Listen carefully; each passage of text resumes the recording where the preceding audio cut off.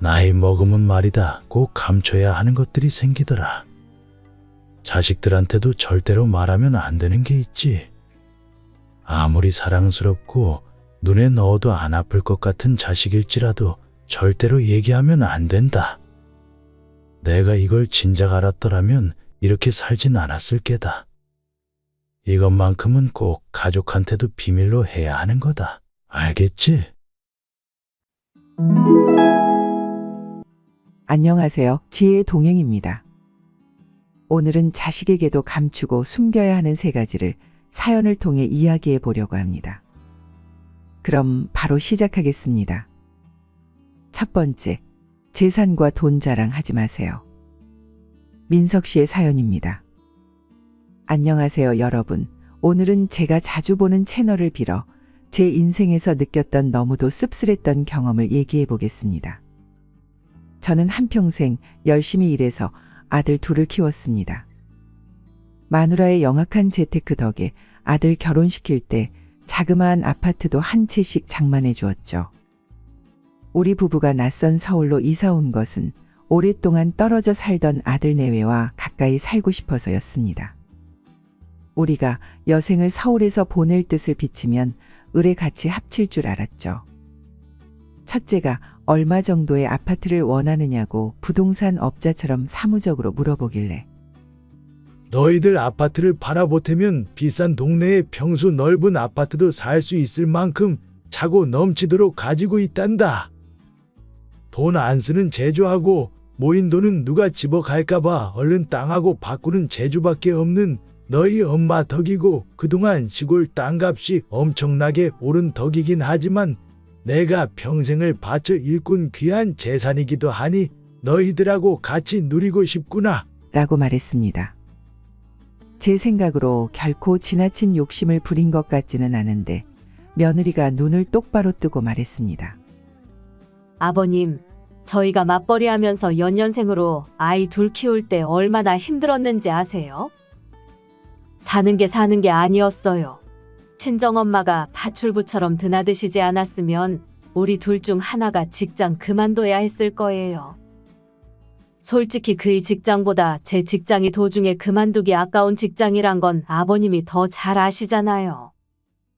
그렇게 눈물나게 아이들 키워 이제 돈들 일만 남았지 잔손 갈 일은 없어져서 숨 돌리게 되니까 같이 사시자고요. 며느리는 우리 부부를 마치 이런 염치 없는 늙은이들이 있나 하는 시선으로 바라보면서 또박또박 말했습니다. 말이 난 김에 하는 말인데 며느리는 고등학교 국어 선생입니다. 저는 무안해서 마른 입술을 축여가며 겨우 이렇게 말했습니다. 우리도 며느리 시집살이할 생각은 추호도 없다. 그래도 손주가 뭔지 그것들 드나드는 것도 보고 말벗도 됐으면 늙음하게 한결 덜 적막할 듯 싶어 한번 해본 소리였으니 마음에 두지 말거라. 아버님, 이왕 이렇게까지 말이 나온 김에 제가 어려운 부탁 하나 해도 될까요? 아버님은 쭉 지방에만 사셔서 잘 모르시겠지만 지금 우리 사는 아파트가 얼마나 후진 아파트인지 아세요? 처음에 사주실 때 조금만 안목을 높여 사주셨더라면 투자 가치도 있었을 텐데 영 아니거든요. 우리 동네처럼 안 오르는 동네는 처음 봤어요. 왜 그런 줄 아세요? 학군이 안 좋고 학원도 좋은 학원이 없기 때문이에요. 맞벌이까지 하는 우리가 어떻게든지 우리 힘으로 그놈의 동네를 벗어나야 하는데 과외 공부비 때문에 돈을 모은다는 건 엄두도 못 낸다니까요. 아버님은 이제 좋은 동네에 사시고 싶으신가 본데요. 저희는 오죽하겠어요? 그러니까 합쳐 살 돈을 쪼개서 좋은 동네에 아파트를 두 채 장만하는 게 어떻겠어요? 물론 지금 사는 저희 아파트는 처분해서 보태야죠. 보태고 말고요. 보탤 필요 없다. 후진 아파트가 얼마나 한다고 그거 팔아서 애들 교육에 더 신경 써라. 그러자 아들이 물었습니다. 아버지, 대체 땅값이 얼마나 올랐길래 그러세요? 그래서 저는 아들과 며느리에게 재산을 솔직하게, 아니 고마운 줄도 모르는 며느리가 괘씸해서 조금 더 과장해서 얘기했습니다. 그러자 아들과 며느리는 눈이 휘둥그레졌죠. 이렇게 해서 며느리가 봐놓은 학군 좋은 아파트 단지에 아파트 2채를 사게 되었습니다. 우린 2 늙은이가 살 거니까, 아들네는 4 식구가 살 거니까 40평이 넘는 것으로 했습니다. 일이 그렇게 가닥을 잡자 일사천리로 진행이 잘 되었습니다. 같은 단지라 해도 대단지라 얼마든지 떨어져서 장만할 수도 있었고, 며느리는 그러고 싶은 눈치가 역력했지만 우리도 배알이라는 게 있는 늙은이이고 또 칼자루를 쥐고 있다는 배짱 때문에 앞 베란다에서 뒤 베란다를 바라볼 수 있는 앞뒤동으로 정할 수가 있었습니다. 마누라는 그런 소리를 어디서 들었는지 영국에서는 수프가 식지 않는 거리가 따로 사는 부모와 자식 간의 이상적인 거리라고 좋아했습니다. 저는 마누라에게 그런 소리는 입 밖에도 내지 말라고 윽박질렀습니다. 왜냐하면 며느리가 가끔이라도 따뜻한 음식을 해 날라야 할 것 같은 부담을 느끼기에 알맞은 소리였기 때문이었습니다. 그 대신 저는 불빛을 확인할 수 있는 거리라는 말을 썼죠. 나도 배가 될까봐 지척에 살 생각은 없었다. 그러나 늙은이 일은 모르는 일. 더군다나 우리 2 늙은이 중 하나가 죽으면 너희가 부담을 안 느끼려야 안 느낄 수 없게 될 터. 매일 문화는 못할지언정 불빛으로라도 오늘도 늙은이들이 살아있구나 확인하고 싶은 게 자식된 도리가 아니겠냐.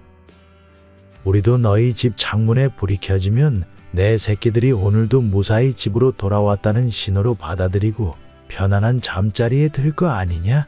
서로 불빛을 확인할 수 있는 거리에 산다는 것. 바쁜 자식과 할 일 없는 늙은이끼리 이보다 더 좋은 소통의 방법은 없을 것 같구나. 그럼요.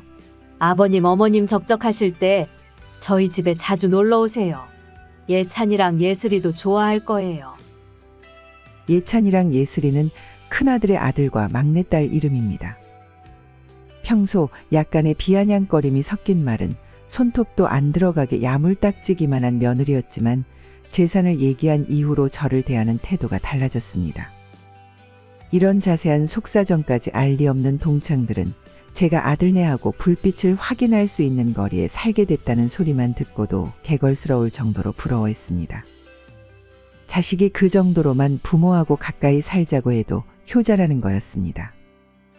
게다가 한 달에 1~2번은 꼭꼭 우리 부부를 초대해서 손자들과 함께 저녁 식사를 같이 하도록 했습니다.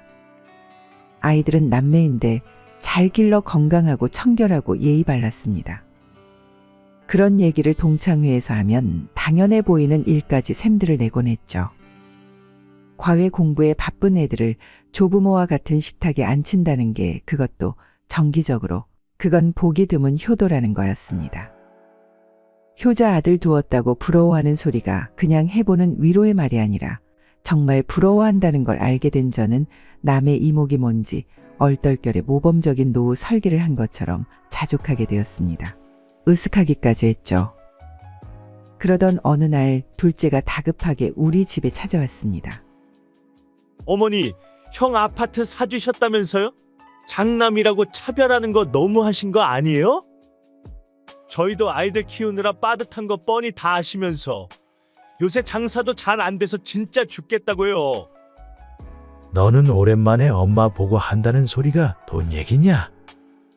그리고 장사 안 되는 게 우리 탓이야. 어째 나한테 돈 맡겨놓은 사람처럼 얘기하는구나. 아버지, 어머니, 저 한 번만 도와주세요.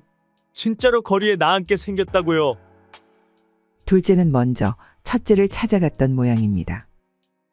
형한테 돈을 빌려달라고 하자 재산 이야기를 하며 부모님께 잘 말씀드리라고 했다고 합니다. 사실 이제 남은 재산이라곤 생활비 몇 푼과 이 집뿐인데 둘째의 딱한 사정을 외면할 수 없었습니다.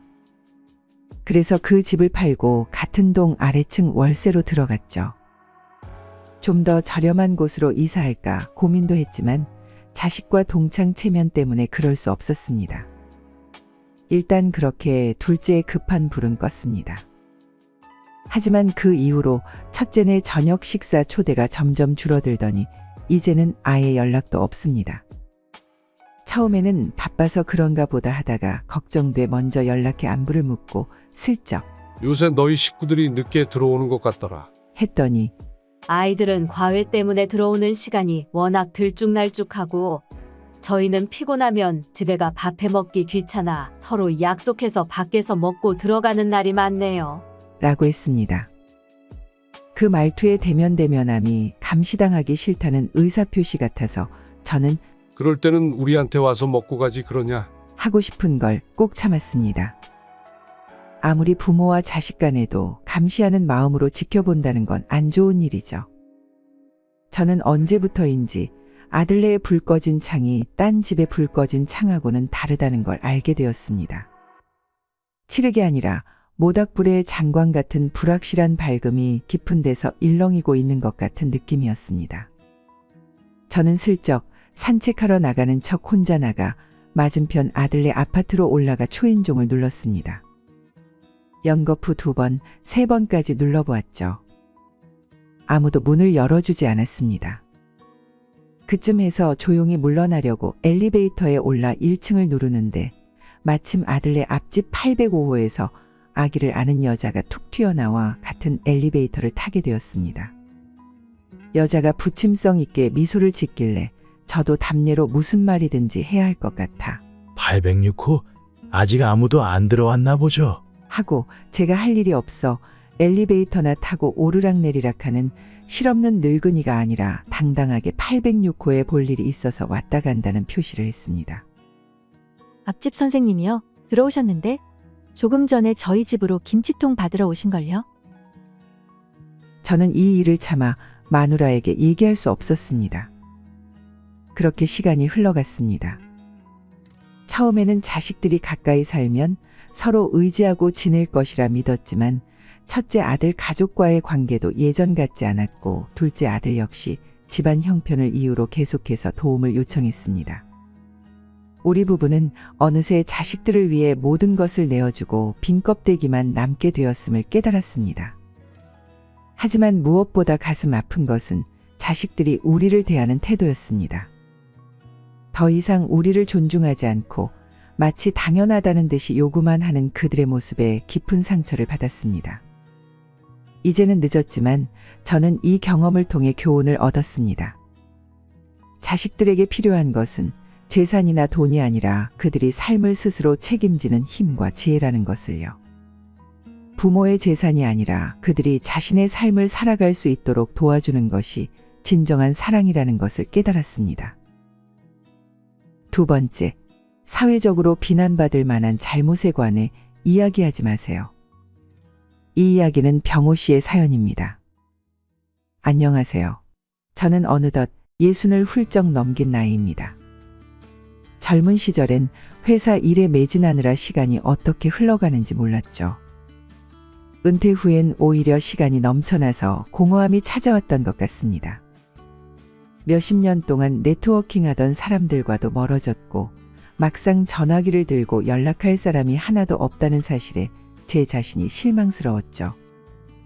그러던 어느 날 너무나도 적적한 마음에 동호회라도 한번 나가볼까 하고 심사숙고 끝에 등산 동호회에 나가게 되었습니다. 동호회의 첫 모임 날 여러 사람들이 모여 있었습니다. 그중 유독 한 사람 김 씨가 눈에 띄었죠. 저와 비슷한 나이대에 서글서글한 인상을 가진 사람이었습니다. 김 씨와 이야기를 나누다 보니 금방 마음이 통했죠. 참 오랜만에 이렇게 마음 맞는 사람을 만났네. 학창 시절로 돌아간 것 같다. 라며 서로 농담하고 웃기도 했죠. 그렇게 우리는 자주 만남을 가졌습니다. 그러던 어느 날 우리는 둘만 따로 등산을 가게 되었습니다. 그리고 산 정상에 올라 내려다본 풍경처럼 우리의 대화도 깊어졌죠. 하산 후 동네 작은 가게에서 막걸리를 한 잔 나눴을 때 저는 그만큼 김 씨를 믿고 있다는 것을 증명이라도 하듯 술김에 과거 이야기를 풀어놓았습니다. 그때 나도 참 어리석었지. 제가 술을 털어놓듯 말했습니다.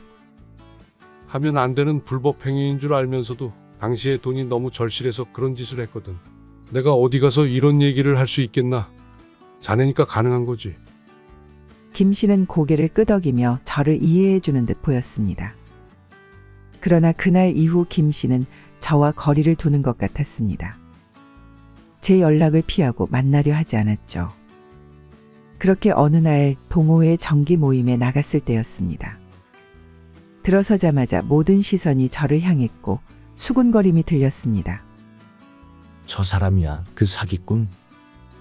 누구나 들을 수 있을 만큼의 소리였습니다. 김 씨가 제 과거를 동호회 사람들에게 퍼뜨렸던 것이 분명했습니다. 저는 그 사실이 너무나도 충격이었습니다. 믿었던 사람에게 배신당한 감정은 가슴이 찢어지는 듯했습니다. 결국 저는 동호회를 탈퇴했습니다. 다시 혼자가 되었죠. 하지만 이 상황에서 한 가지 배운 것은 내 입에서 나간 건 절대로 비밀이 없다는 것입니다. 친할 때야 좋죠. 많은 걸 공유하고 내 모든 걸 알고 있으니. 하지만 수틀려서 서로 적이 되는 순간 내 모든 약점을 알고 있는 아군이 가장 무서운 적으로 돌변합니다. 가까운 사이에서 유대감을 돈독하게 하기 위해 가벼운 실수나 웃어 넘길 만한 자신의 단점을 이야기하는 것은 괜찮죠. 하지만 사회적으로 논란이 될 수 있는 행동이나 가족의 약점을 이야기하는 것은 하지 않는 것이 좋습니다. 관계가 악화되면 상대방이 이를 약점으로 이용해 협박할 수도 있고 상대방이 나를 미워할 명분을 제공하는 꼴입니다. 세 번째, 자신의 가치관을 강요하지 마세요. 가치관 하면 지영 씨 부부의 사연이 생각나는데요. 바로 시작하겠습니다. 안녕하세요. 저는 30대 김지영이라고 합니다. 저는 오랜만에 남편과 함께 시골 친정집을 찾았습니다. 친정집은 항상 편안하고 따뜻했지만 세월의 흔적을 고스란히 담고 있었죠.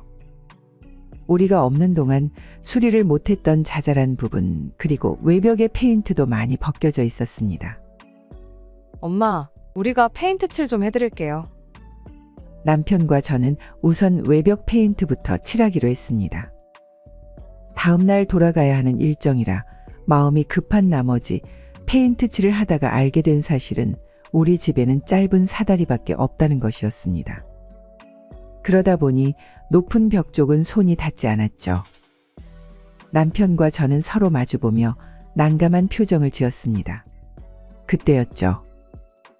어디선가 긴 사다리를 들고 나타난 사람이 있었습니다. 그분은 언뜻 보기에도 80은 되어 보이는 백발의 어르신이었습니다. 키가 크고 꼬장꼬장해 보이는 그 할아버지는 긴 사다리를 들고 저를 쳐다보고 계셨죠. 아이고, 감사합니다. 저는 황급히 인사를 드렸습니다. 할아버지는 그러게 진작 준비했어야지. 라며 사다리를 내려놓고는 가셨죠. 어르신의 뒷모습을 보며 저는 엄마에게 물었습니다. 저 할아버지 빌려달란 말도 안 했는데. 엄마는 빙그레 웃으며 대답하셨습니다. 저 꼰대 할배, 안 보는 것 같아도 다 보고 있다. 어느 집에 뭐가 필요한지, 뭐가 없는지 아마 다 알고 있을 끼다. 저는 의아했습니다. 꼰대라니요, 이렇게 친절하신데. 엄마가 얘기하길 입만 열면 왕년에 잘 나가던 때를 떠벌리며 자랑이 늘어지거나 옆집 파란색 대문이 본인 맘에 안 드니 다른 색으로 바꾸라든지 잔디가 길면 동네 집값이 떨어지니 자주 깎으라는 등 동네방네 다니면서 참견을 해대니 자연스럽게 꼰대 할아버지로 동네에 소문이 났던 모양입니다. 까다로운 성격으로 주변 사람들, 특히 자식들과는 오랫동안 연락이 끊겼다고 하죠. 우리에게는 아무런 대가 없이 필요한 물건을 필요한 때에 선뜻 빌려주는 참 좋은 할아버지건만 꼰대라니. 친절과 꼰대가 종이 한 장 차이구나 하는 생각이 들었습니다. 다 저 잘되라고 하는 소리인데 정작 받아들이는 입장에서는 잔소리라고 생각하니 말이죠. 이런 분들을 유심히 보면 자기 세계관이 확고한 경우가 많습니다. 간단한 생활 방식부터 정치적 견해까지 다른 의견이 들어올 여지를 주지 않고 견고한 얼음벽을 쌓아 어떤 이야기나 상황이 와도 죄다 미끄러져 나가죠. 물론 자신만의 방식으로 오랜 시간 성취한 그 자부심은 존중받아야 마땅하지만 그 길이 모두에게 적합하다고 생각해서는 안 됩니다. 지혜로운 사람들은 자신의 취향을 남에게 강요하지 않으며 상대방의 의견에 무턱대고 반대하거나 한 가지 의견만 밀어붙이지도 않죠. 이들은 억지로 교정하려다가는 도리어 이를 그르칠 수 있음을 잘 알고 있습니다. 그럼 분명 틀린 길로 가는 사람을 두 눈 뜨고 그냥 지켜보라는 소린가 하고 반문하시는 분들 있으실 겁니다. 그럴 때 한 가지 방법이 있습니다. 바로 지적 대신에 건의를 하는 것입니다. 인간의 천성은 비평을 거부합니다. 특히 잘못을 저지른 사람일수록 비평을 받아들이려 하지 않죠. 왜냐하면 지적당하면 나의 지능이나 인격을 부정하는 것처럼 느껴지기 때문입니다. 또 마음속으로 자신은 피해자일 뿐이라며 허구의 감정을 만들어냅니다. 그것과 함께 강력한 저항심도 생기죠. 그러니 너가 틀렸어라는 말 대신 이 일은 이렇게 해보면 어떨까? 라고 말해보는 게 어떨까요? 사건과 사람을 분리하는 것만으로도 상상 이상의 효과를 얻을 수 있을 겁니다. 여러분들이 생각하는 노후에 감춰야 하는 것들은 무엇이 있나요? 많은 분이 볼 수 있게 댓글에 공유해 주세요. 오늘 이 이야기가 여러분의 노후에 조금이라도 도움이 되었길 바랍니다. 다음에 더 좋은 노후의 지혜 이야기로 찾아뵙겠습니다. 구독과 좋아요는 사랑입니다. 끝까지 시청해 주셔서 감사합니다.